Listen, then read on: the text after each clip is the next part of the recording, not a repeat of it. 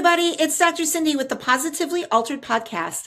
I am a chiropractic internist and nutritionist, and I love chatting with people here on anything health related, physical, spiritual, emotional, professional, or personal. And today we are getting personal with something that hits home.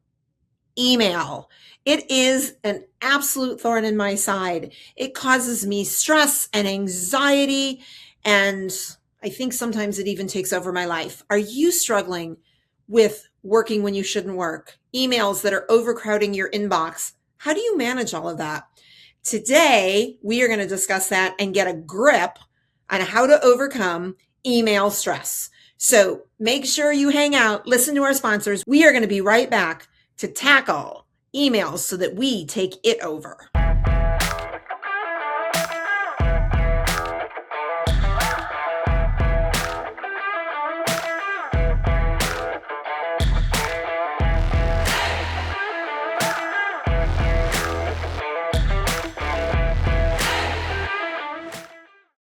Hello, my name is Heather Lord, and I am the COO of Professional Health Products.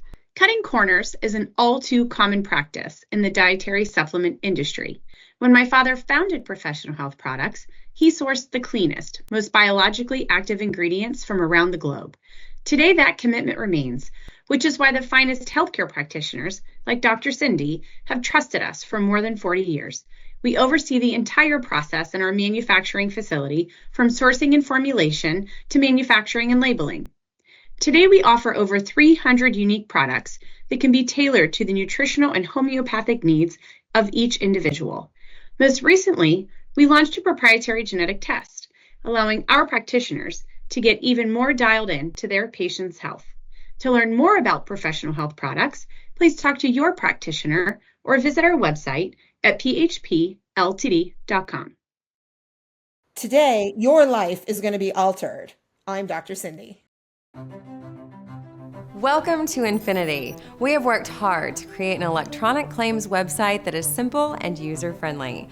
This is the public side. You can log into your personal web portal here. This is your dashboard. You can personalize it to your liking here. Our main focus has been to allow you to submit and edit claims as easy as possible. You will find our claims editor and claims processing is simple to use and straightforward. Our quick action bar is where you can find your most important information. Most of these icons will take you directly to the claims the number represents. You can easily view if you have any messages in your inbox of any unread alerts by looking for these blue numbers. To view the rest of our training videos to get the most of your Infinity experience, click this icon. We hope you find this web portal simple and easy to use. Thanks for letting us serve you.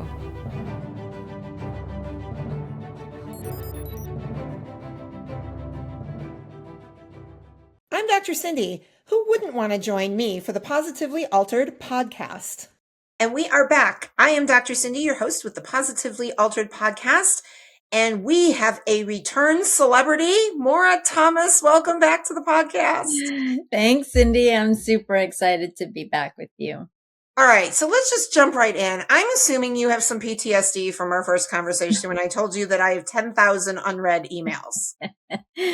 I have heard worse, believe it or not. Okay, that's fair. So I want to make the first few minutes all about me. How do I fix my problem, right? Like I'm struggling. My executive assistant who goes through and she deletes a bunch of stuff and puts them in folders. And then guess what? Like in 45 seconds, we're back to the 10,000 because I don't do what I'm supposed to do. Like, let's fix me and then let's help everybody else fix their issue with organization, productivity, balance, right? All of those good words. Yeah.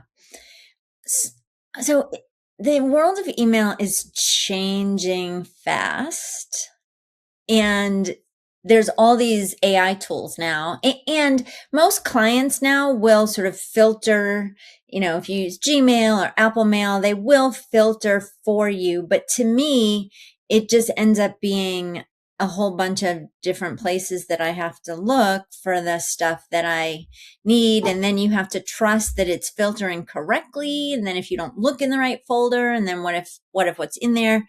So most people don't understand how much stress having thousands or tens of thousands of messages in your inbox is causing you.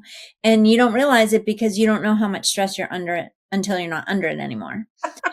Right. That's fair. So my suggestion for people in your situation is one of two things, because you are like self-employed and, you have your business. An option for you is really just to sort of, declare email bankruptcy and start a new email address that is, I think you use primarily hello at Dr. Cindy. So leave that, but start going with, Cindy at Dr. Cindy or whatever it is. And then if you have things, or if Julie finds things that you need, then she can forward them. So starting new is an option. What I tell people who don't have the option to start over is to take virtually every message except for the most recent, say 30 or 40 emails, the most recent ones, and just move everything else into a folder and call the folder something like old email or something like that. Right. And then you're never going to look at them again, but should you need it, it will be there. But then this way you can know what it feels like. So then you process the remaining 30. And by process, I mean, what is it? Do I need it? What do I need to do with it? And so you either delete it, you move it out of your inbox by adding it to your task list, or you file it. And I don't think it is worth the time to have a whole bunch of email folders. I think you can have one or a small handful, and then rely on the search feature of your email client to find what you need if you need it again. So you either delete it, you answer it and delete it, you delete it right off the bat, or you just file it into something that you use the search feature to find later. Yeah, I love that. You said something a couple times that really resonated with me, and it's this concept of need, right? Mm-hmm. I'm sitting here listening to you thinking I clearly don't need any of the emails because the world hasn't blown up and my life didn't come to an end, and I'm still really happy and functioning. And most of the emails I've actually ignored and not even opened. So that concept of need, I'd love for your opinion on that as we talk about, and I think we brought up this whole concept of work-life balance, which I don't like because my work is my life and my life is my work, and it all usually blends together. And it's just what I do, right? But this concept of need, I find very fascinating because I think a lot of us sit in that space of, I need to do this. I need to keep that. I need. And how do we maybe sit back and go, no, we don't. It's just not that important. Yeah. Not every I don't want to gloss over the work-life balance. Now I remember why I wanted to talk about this with you. So let's get to that later. But not every email deserves your attention. However, if the only way that you can know if it deserves your attention is to give it your attention, then there's a problem. Okay. So there's the thing of clearing out the emails that you have and getting down to some manageable number, or ideally getting your inbox empty. But then there's the idea of, how do we keep it that way? Yes. And we basically get 4 kinds of messages. We get true spam, like malware, and I'm trying to steal things from you. Yeah. Hopefully your platform, your hosting provider, filters those out for you. But then there's two types of messages. I call them robo-mail. And these are automated messages that are marketing messages. Now, technically, these are not spam. There is a category that I call unwanted robo-mail. How did I get on this list? I don't know where that came from, but it is a legitimate company sending you a message and presumably abiding by rules, using Constant Contact or Kit or one of those things that if you say unsubscribe, you're unsubscribed, right? It's not technically spam. Maybe you're getting it and you didn't want it, but it's an actual message from a company. Unwanted robo-mail. So those you want to unsubscribe, or because sometimes now it is hard to determine the spammers. And if you click unsubscribe, it's not really unsubscribe and all of that kind of stuff. So just mark it as junk and just have it go into your junk folder forevermore. And then you never see it again. Okay. Or create a rule that says any messages from this domain automatically go into my trash. That's a really good way as well. So then you never get those again. Then there's wanted robomail. These are the messages that you actually read. They're the newsletters that you read. They're the sales from the places that you actually shop, the things that you want, but you don't necessarily need those. They're nice to have. And you do read the news and, you catch up on different things. So those you can create rules in your client to say, this goes into this newsletter folder. Okay. Or this goes into this sale folder. And then you'll have them if you need them. Oh, I don't care what's on sale at Commando, except when I do need something from Commando, then I want to know what's on sale, right? Right. So then it goes into that folder that you then access when you want. So there's spam, unwanted robomail, wanted robomail, and then the actual messages from the real people that you have to deal with. And those are called work. Okay. Those are called work. Okay. So ideally you are creating rules, which does take you a little bit of time at the beginning, but it saves you so much time later. It's an investment. The goal is you have rules set up so that the only messages that come into your inbox are actual messages from real people that you need to do something with, or that somebody on your team needs to do something with. I love that. And then that drastically reduces for most people by like 70% the number of messages that you get.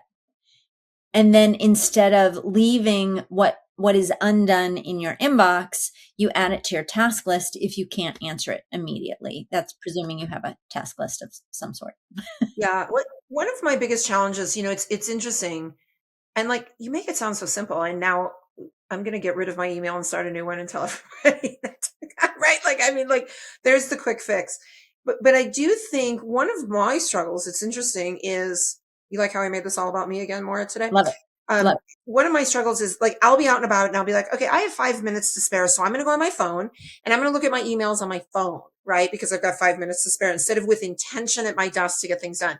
And I'll be like, okay, I really, I do want to answer that, but I don't want to answer it on my phone because my dictation's not going to come out clear. And then I try to mark it as unread. And then there's 27 other emails above it. And I wind up actually ignoring it anyway.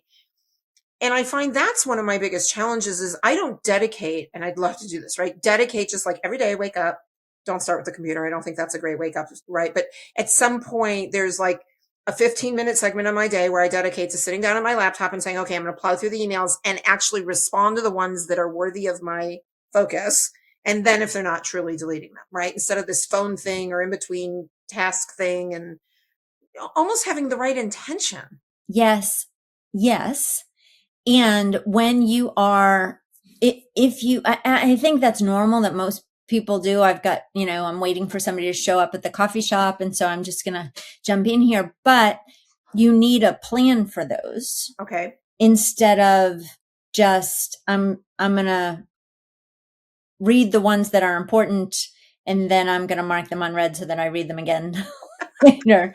So ideally, when I do this, if I'm out and about, anything I have to read, it's like, the National Speakers Association newsletter or something, right? I want to read that, but I don't need to read it right now. Okay. So I have a subfolder called to read, and then I delete anything that I don't need, or if it's a quick response, got it, thanks, get back to you later. And then you pare it down, and then the important ones, those are the only ones remaining in your inbox. So then when you do set aside that time when you're back at your desk, then but the first thing that I would suggest you do is when you get back at your desk, don't go back online. Stay offline. Really, stay offline. Answer what's in your inbox. from earlier that day. And then when it's the next time for you to review your email, then go online, download them, and start the process over again. That's so smart, because I'm really good at winding up having that, oh, I saw a squirrel as I was doing something in there. And now I'm on a website, and now I'm signing up for more email specials for the company I was shopping at because that outfit was really cute in my email. Exactly. And now I'm getting more spam messages that are bot related that I should probably trash. Well, and I also like the idea of having like a shopping email address. I use it's kind of outdated now. I've been using it forever. It still works, but the tool I use is called Throttle. Okay. And Throttle is like a throwaway email address. So I have it set, I pay their $15 a year or whatever it is, so that I have a domain with them. Mm-hmm. It's mail.maurathomas.com. And so then I can create like commando at mail.maurathomas.com or NSA at mail.maurathomas.com or whatever I want. And then all of those go in the same place into my Throttle box. And then I get one digest every day that says this is everything that's in there. Oh, cool. So that's what I do with the I just want this free download thing, but I don't want to really get on your newsletter, or at least I don't want that to show up in my primary mailbox. So I just use this one. A lot of people use just a throwaway Gmail address. Yes. Okay. I really like that one digest that I can just review and say, is there anything in here I need? Oh my gosh, I think that's great advice. Okay, so all of this drama that I have in my life about cleaning this up obviously affects, and we'll use that term, work-life balance, right? Because I want to go in there because it's a big, big, heavy topic. I don't know.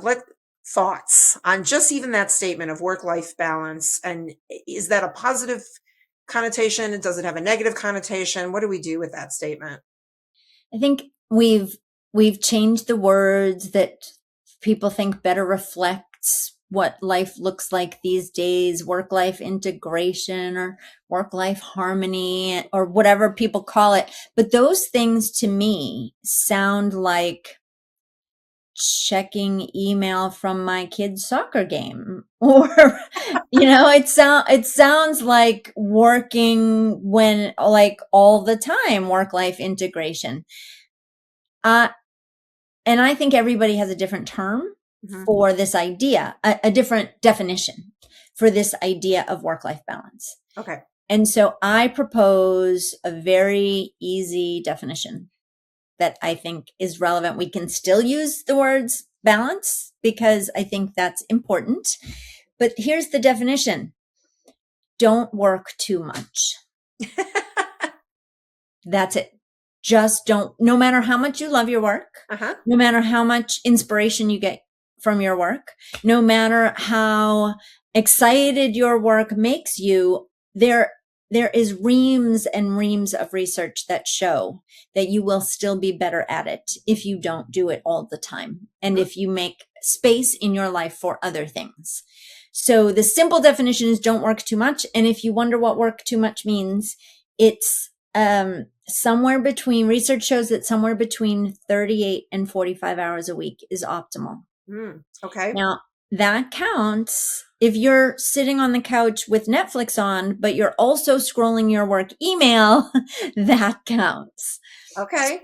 So that counts towards those 38 to 45 hours. So if you disconnect and make space in your life for other things, you will be better at your work when you go back to it, and you will be at less risk of burnout, because even if you love it, doing it too much it sucks all the creativity, because you don't have enough else in your life to sort of feed back into your work to be creative about it and to have new ideas. You can't get a fresh perspective on something you never step away from. No, that makes sense. And do you feel that the hours that we choose to put into that then need to be congruent? Like, in other words, do I need to put in an 8-hour day every day, or can I put in 2 hours and then go for a walk and have lunch and come back for 2 hours and do 2 hours after the Netflix special? Where is that sweet spot of time blocking? Yes. I think that if you have the freedom to work whenever you want, then I think you should work whenever you want. But to me, it's two things. So when you're not working, don't work. And we are so used to the constant checking, especially if your work email is on your phone. You're at dinner with a friend, the friend gets up to use the restroom, and you pull out your phone and check your work email. Oh my gosh, I'm so guilty of that. I'm so guilty of that. Yes. So the idea is whatever your work hours are, do whatever works for you.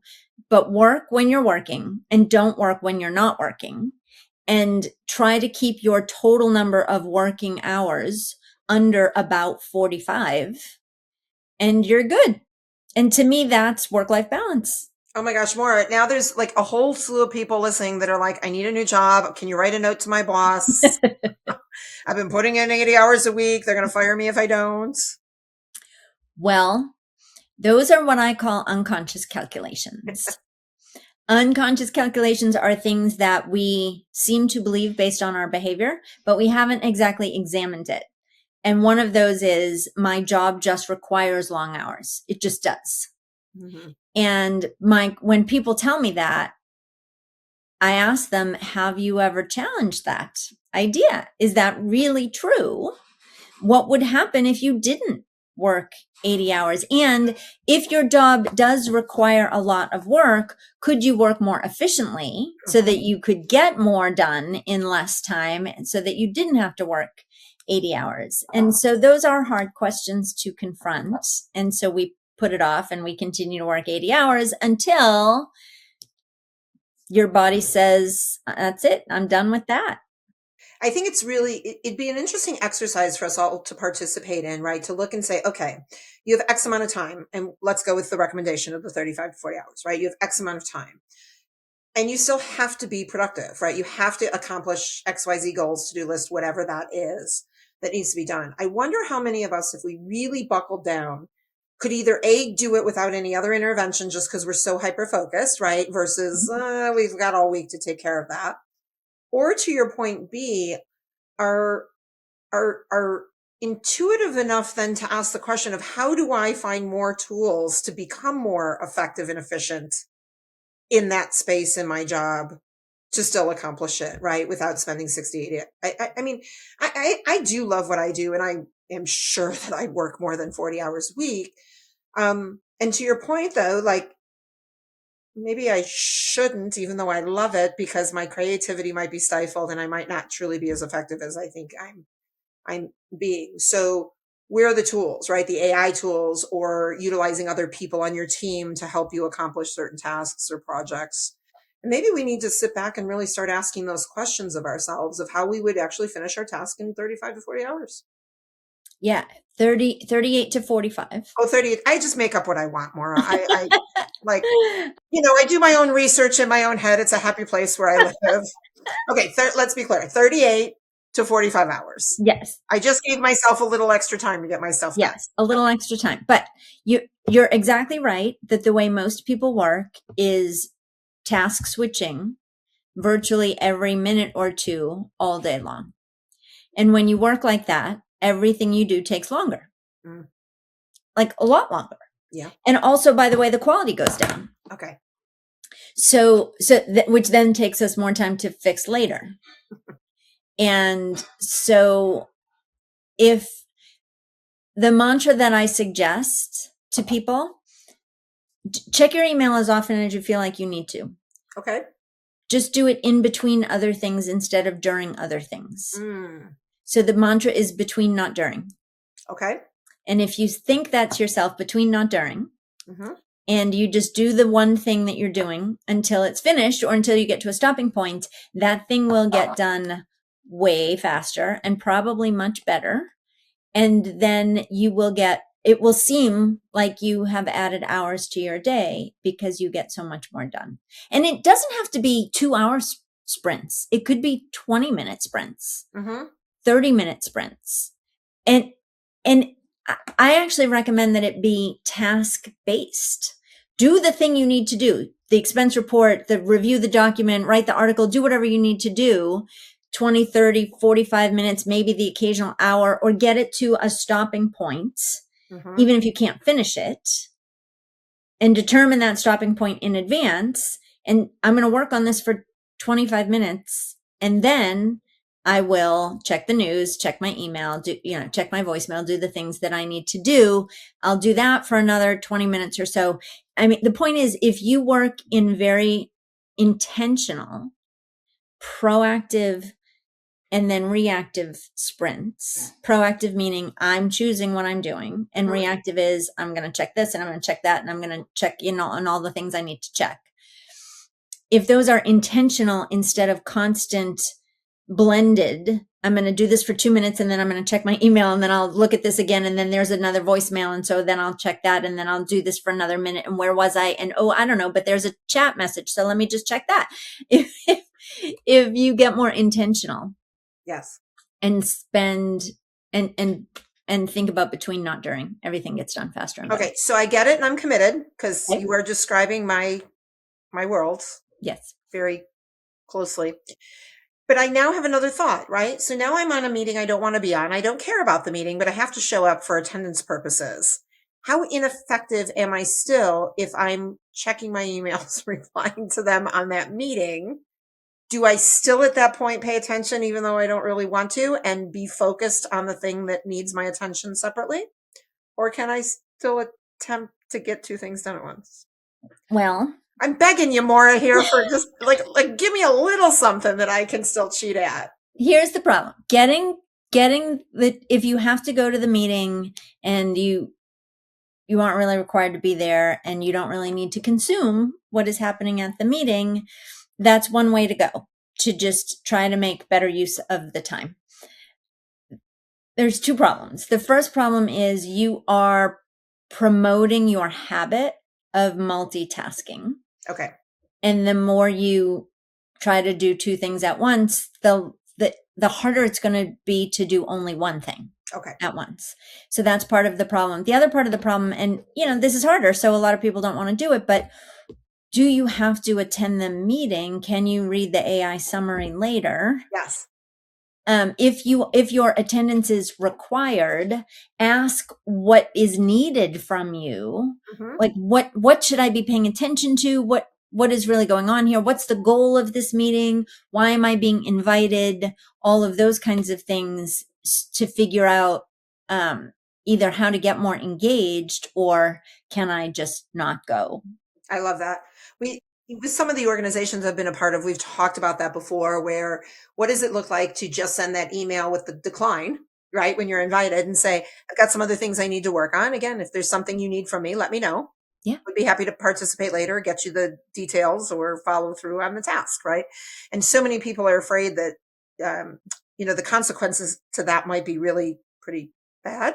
And yet, interestingly enough, and I don't have the research specifically to quote on this, but I know there's been studies to show that like the fallout's really not as bad as people think it is when they actually attempt to decline a meeting. Well, and it doesn't even have to be a decline. It could be just a conversation. Okay. Hey, I got this meeting invitation. Just wondering, is my attendance really required? And if so, what specifically do you need from me? Also, a lot of meetings are not planned well. Mm-hmm. So if you sort of push back, I see this meeting, I'm not clear on the goal of the meeting and I don't see an agenda. So I'm not really sure what's going to happen. And can we have a conversation so that I can know if this is really the best use of my time, given everything else I need to do for you? Yeah, you brought up something really, I think, fantastic, and that's the agenda, right? So that we can be very pointed as to what we want to accomplish, need to accomplish, and in the time frame, right? So that we get it done versus I'm joining and 90 minutes later, I'm like, why are we still here? Yes. Yeah. No. Yes. It's wonderful. So for those of you out there that are running meetings, great suggestion is to make sure that the agenda is written with the goals and the expectations and the time frame. Yes, everybody who's invited should know why they're being invited. There's only a fixed number of roles that you can have in a meeting. You are the decision maker, you are the subject matter expert, you are the historian, you're FYI. There's only a small handful. So what are all the possible ways that people would be needed in a meeting, and which one of those am I? I love this. And if I know that coming into the meeting, that's a lot more helpful. I love this. Well, Maura, you are clearly the material expert. However, right now I'm going to be the decision maker and let you know we are going to take a quick break. We're going to listen to our sponsors, and then let's have a little more fun. We'll come back. I made up some new rapid fire questions for you because you answered my old ones. And let's see what's new in your world. We'll be right back with the Positively Altered podcast. This is your weekly dose of Dr. Cindy, the Positively Altered podcast.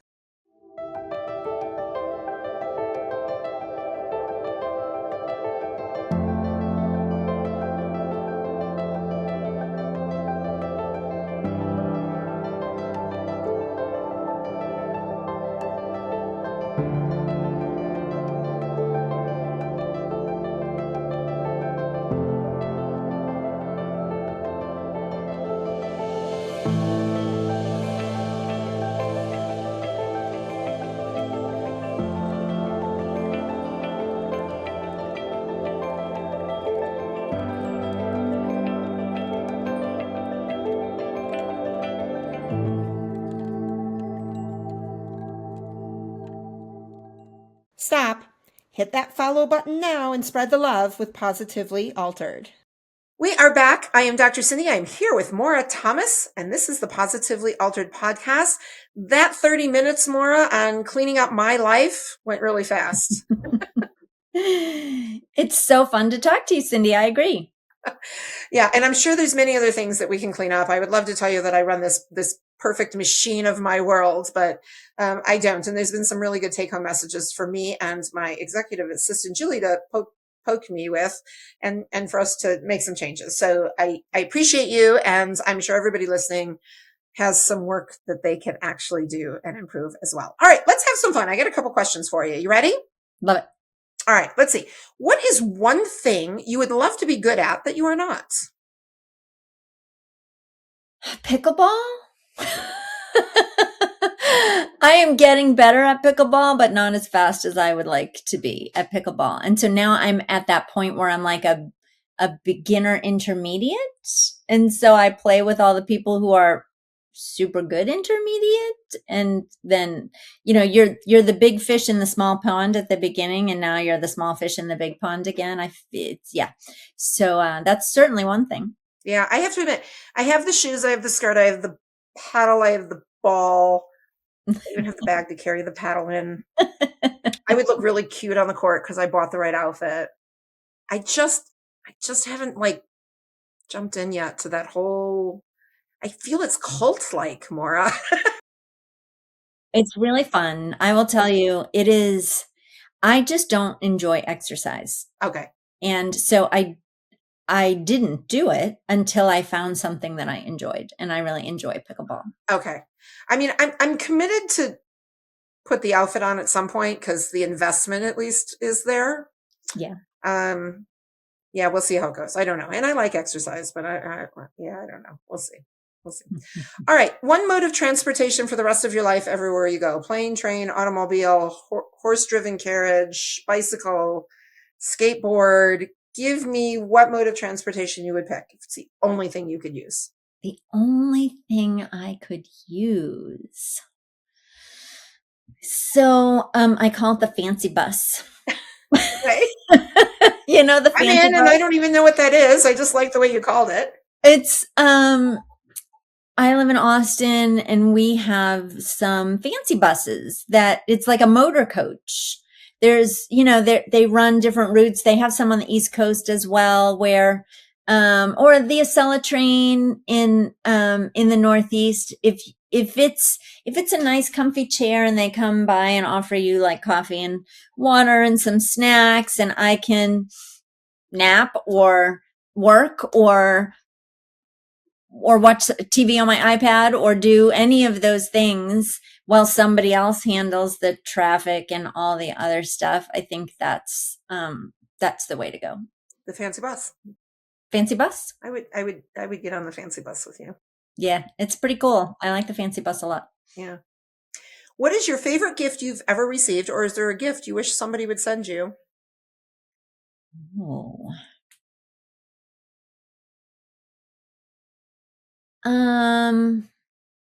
The favorite gift I have ever received, I think I gotta say that it's my wedding ring. Okay. When my husband proposed, we went and looked for, we were looking for wedding bands, and I found a custom jeweler who I just loved his work. And so we reached out to him and he designed my wedding ring, which I just love. And then he became one of my husband's closest friends. So it all worked out. You know what? I think that's great. There are so many women out there wearing rings they cannot stand. True, right? And it makes me sad. It's, a piece of jewelry that should be forever and meaningful. And yes. And you look at it on your hand every day. I think you got to love it. Every day. So be honest if you got an ugly ring, and let's find a custom jeweler. All right, Maura, what's one thing on your to-do list you never get done? There are many things that I procrastinate on, and it's sad because I know all the ways to not procrastinate, and eventually I pick one of them and I get it done. But the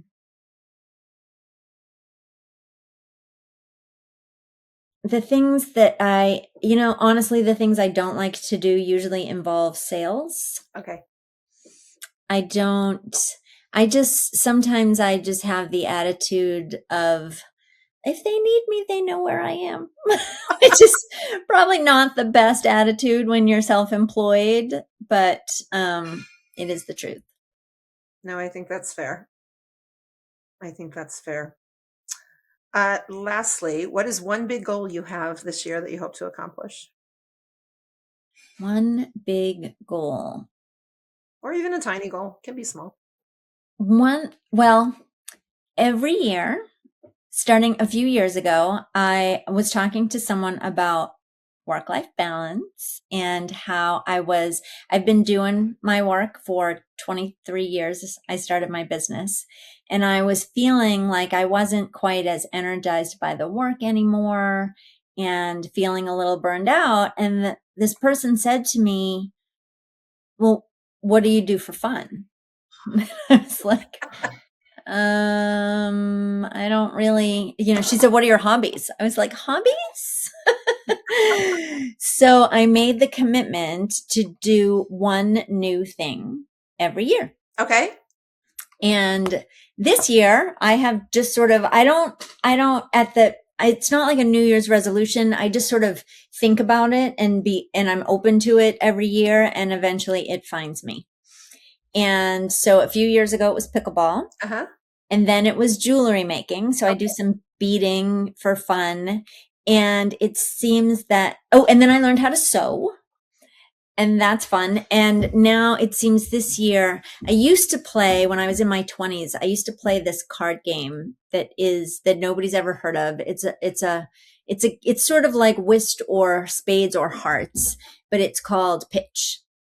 And I decided that I really missed pitch. And so I assembled a group of friends and I taught them how to play. And now we're having a game once a month. Nice. And it's super fun because they're also friends from different parts of my life. Okay. Who probably never would have met if I didn't bring them together. So it's super fun.